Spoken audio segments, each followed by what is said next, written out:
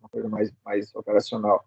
Se você tivesse um sensor ali indicando, né, que é o controle de sensorial ambiente, seria o ideal, né? Mas nem todos os momentos a gente tem a possibilidade de ter sensores em tudo quanto é contexto, né? Para poder me dar alertas ali, red flags ali, para poder tomar uma decisão mais assertiva, né? Perfeito.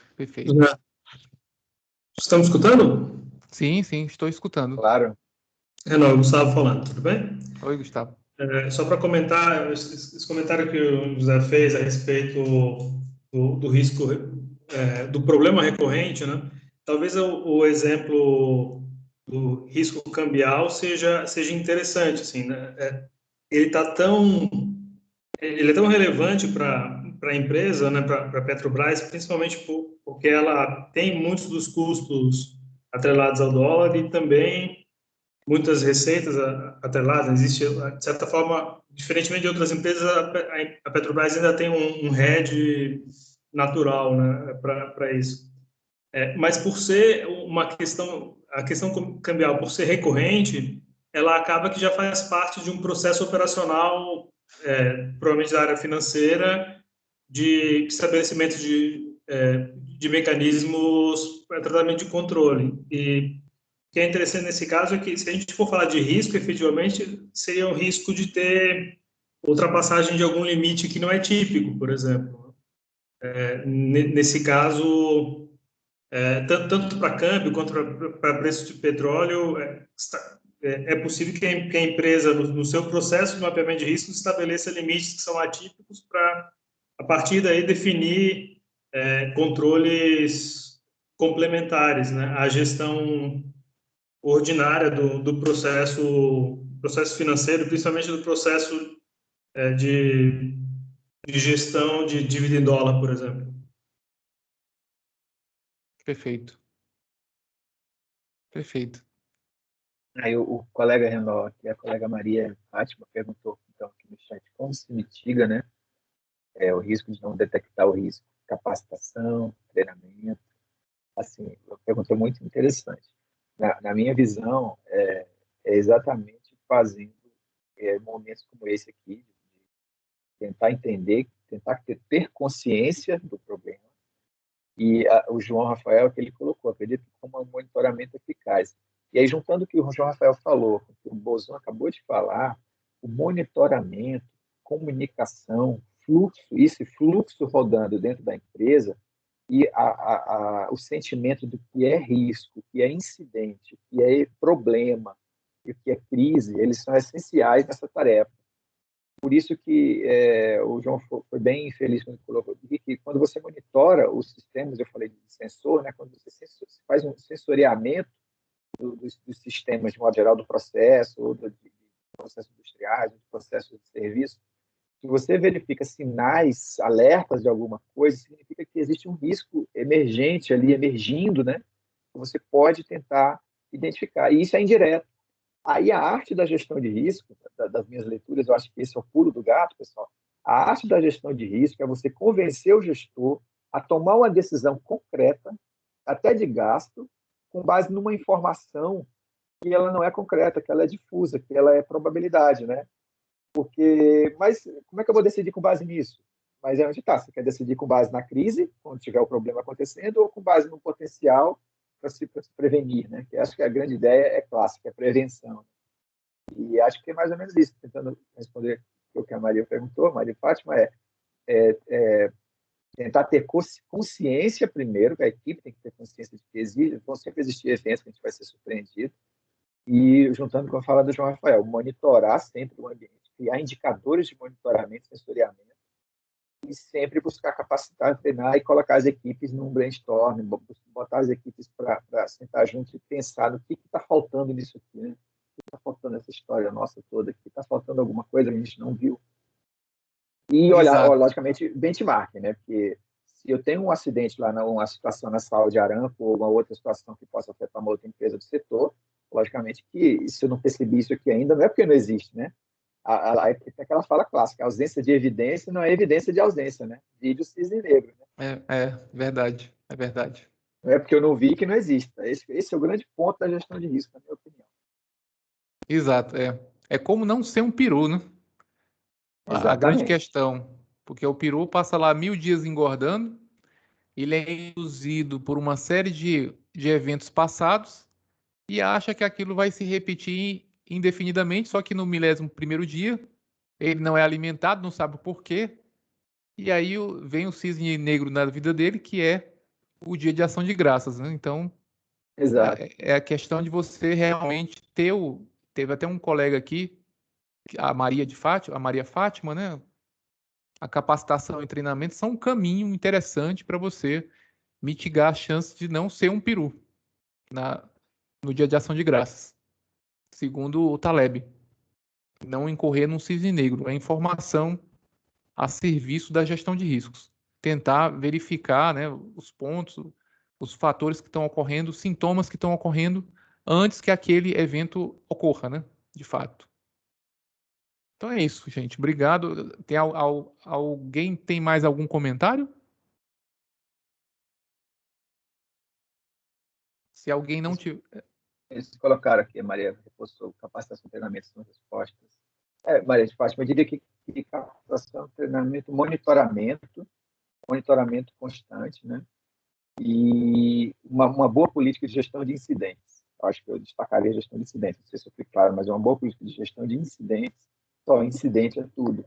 Se você entra no log de um servidor no computador, pegando a fala da colega Silvia, se não me engano, você entra no log de um computador, de um servidor, e vê lá um registro estranho, por mínimo que seja, é um incidente. Aqui ele tem que levantar um alerta. Ó, podem estar tentando explorar uma vulnerabilidade aqui no meu ativo. Né? Se você, até de forma lúdica, se você está num FPSO e uma gota de petróleo num lugar que não deveria existir, então tem alguma coisa, isso é um incidente, alguma coisa está errada, aquela gota não deveria estar ali. Mas é uma simples gota, mas aí é onde está, né? A gente quer evitar, né, um volume absurdo a partir de uma análise do que seria algo mais simples, né? Numa realidade mais simples de se verificar. É aquela ideia da dúvida, do ceticismo mesmo. Isso a capacitação nos traz, logicamente, e o monitoramento constante. Ela, vamos dizer assim, ela traz mais condições de enfrentar esse tipo de evento, embora não seja, claro, garantia absoluta, mas pelo menos ela diminui muito essa possibilidade. Alguém mais tem mais algum comentário a acrescentar? Alguma contribuição, alguma experiência, alguma angústia?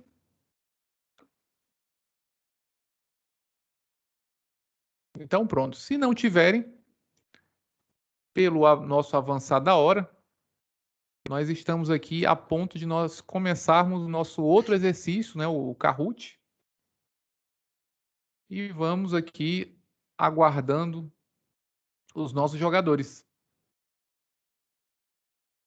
E você tem aqui o código, né, em cima, o PIN do jogo, que é o 5297732, e entre com o kahoot.it ou com o aplicativo do Kahoot. Eu recomendo que vocês entrem, né, lá no celular para poder ter mais condição de jogar.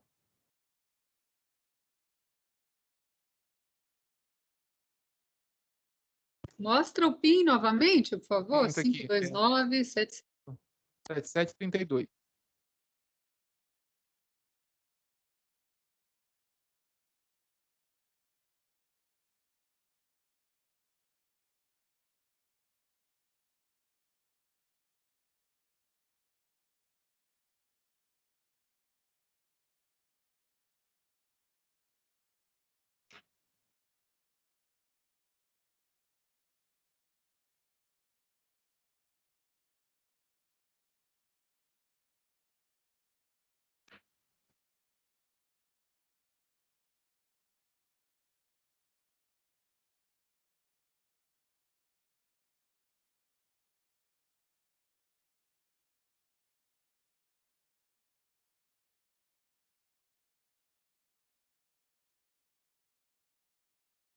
Então tá saindo normal, né?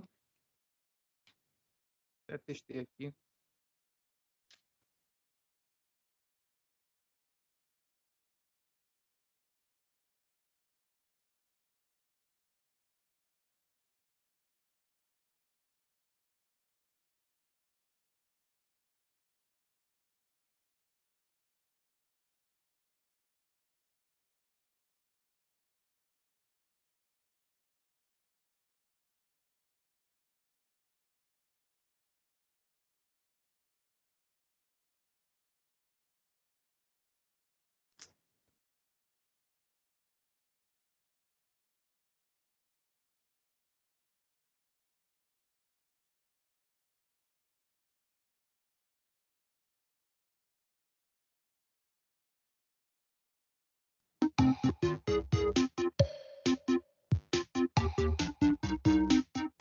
Temos 53 até agora.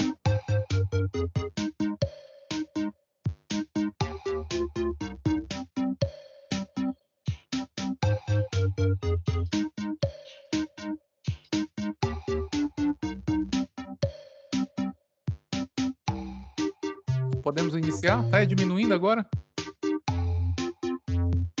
Vamos lá, vamos começar.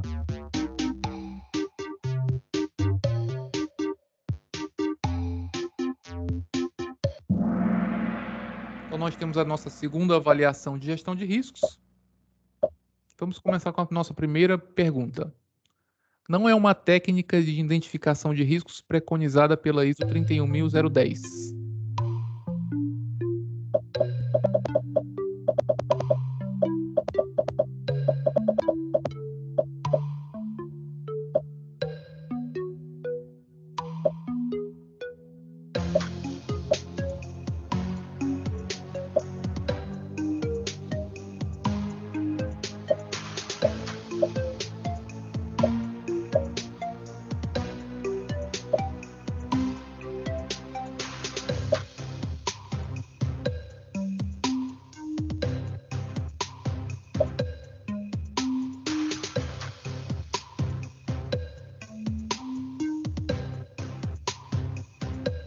Todos já responderam? Posso pular?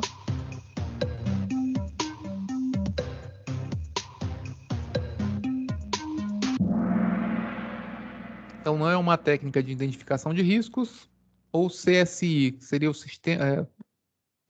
não sei o que é isso, não. Nós não vimos aqui, isso aqui. Mas são técnicas do brainstorming, técnica Delphi, análise SWOT. Primeiro lugar, Silvia. Segundo, Litrinha. E terceiro, João Rafael. Vamos para a segunda. Vamos avançar aqui na nossa avaliação.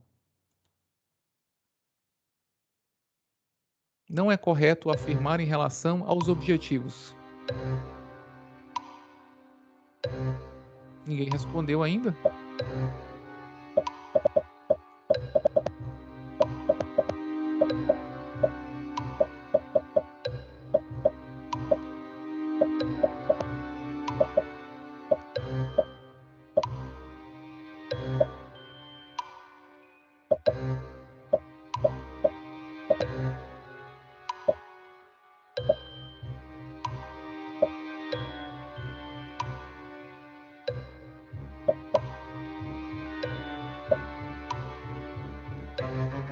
Teve gente que não respondeu a primeira, que eu recebi. Todo mundo já respondeu, acho que são só 50. Ah, não, são 55. Quando foi na 51, eu já passei direto.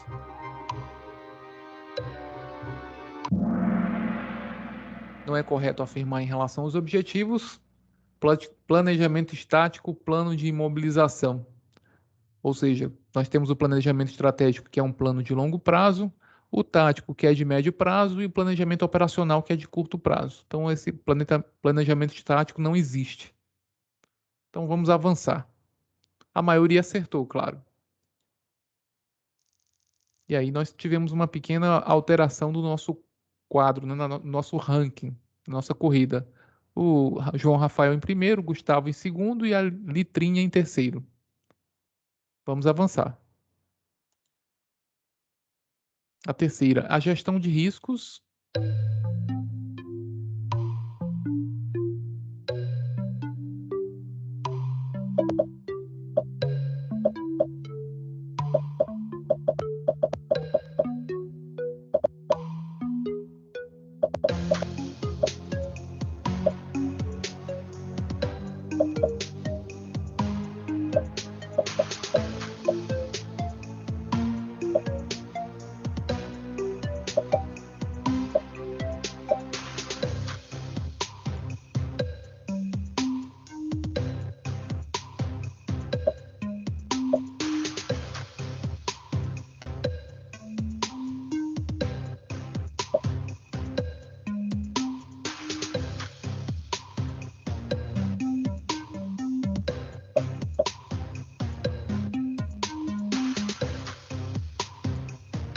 Faltam duas respostas.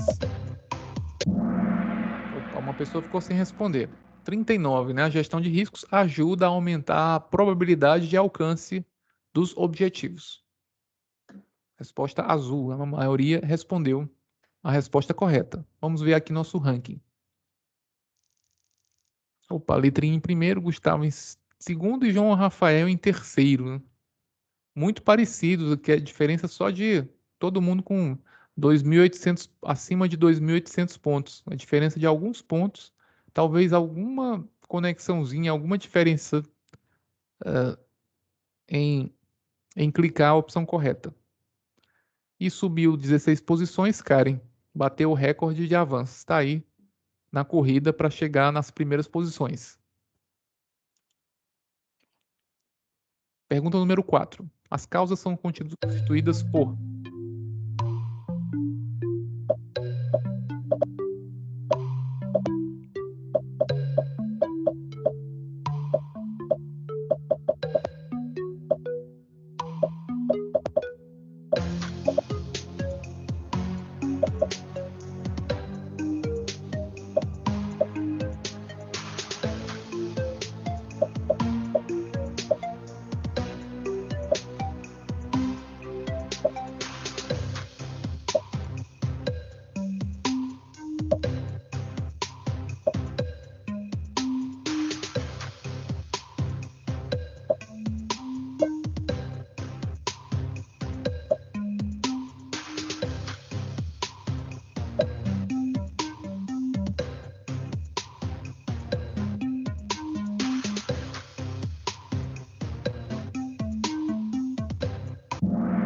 Opa, e ficou muito dividido isso aqui, né?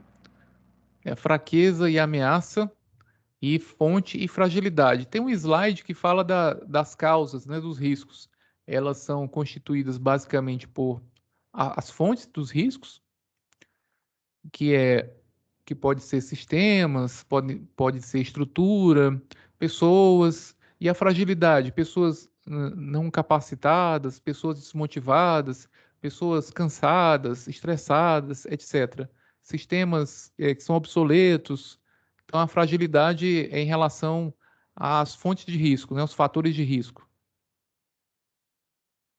Então, é isso. Então, 17 pessoas acertaram. Eu creio que esse probleminha aqui, essa distribuição nas respostas, vai dar uma sacolejada na nosso ranking. Até que não, né? Nós mantivemos aqui a mesma colocação. João Rafael tem a maior sequência, com 4 respostas, e aí letrinha Gustavo e João Rafael. Perfeito. E agora vamos para a nossa última pergunta. O efeito decorrente da materialização de um evento de risco é chamado de...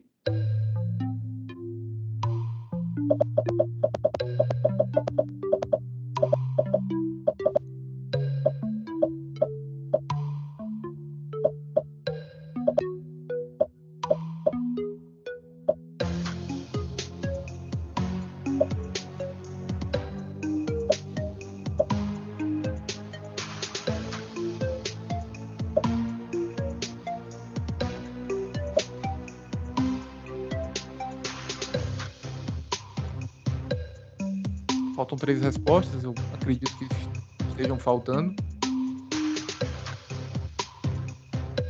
Que da outra vez nós tivemos 54.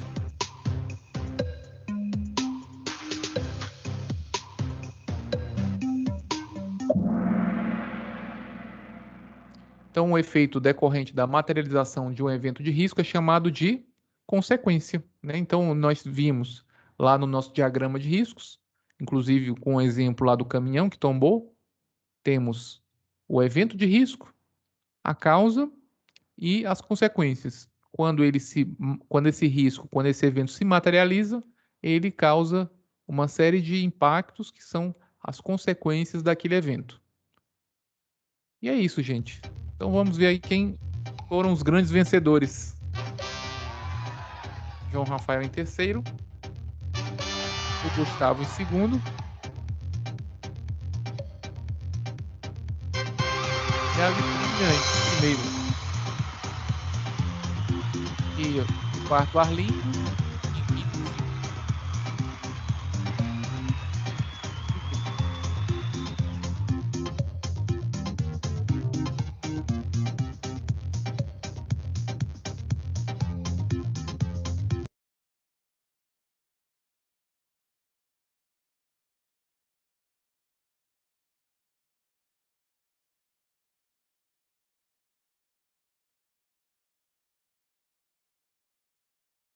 Perfeito, gente. Então, temos aqui o nosso ranking, né, de vencedores.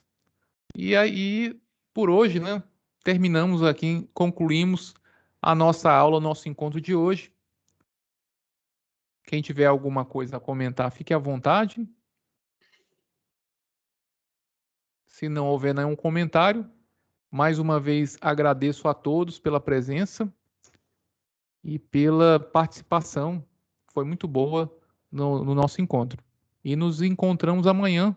E o Henrique, eu acho que vai falar alguma coisinha aqui para a gente encerrar o nosso encontro de hoje. Não, só agradecer aí mais uma vez, Renan, e agradecer a participação de todo mundo.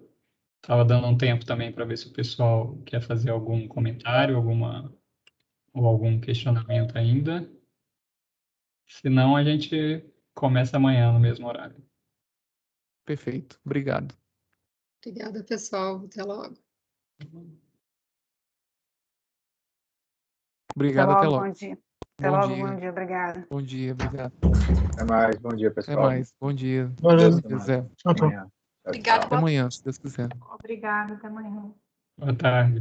Bom dia a todos. Boa tarde.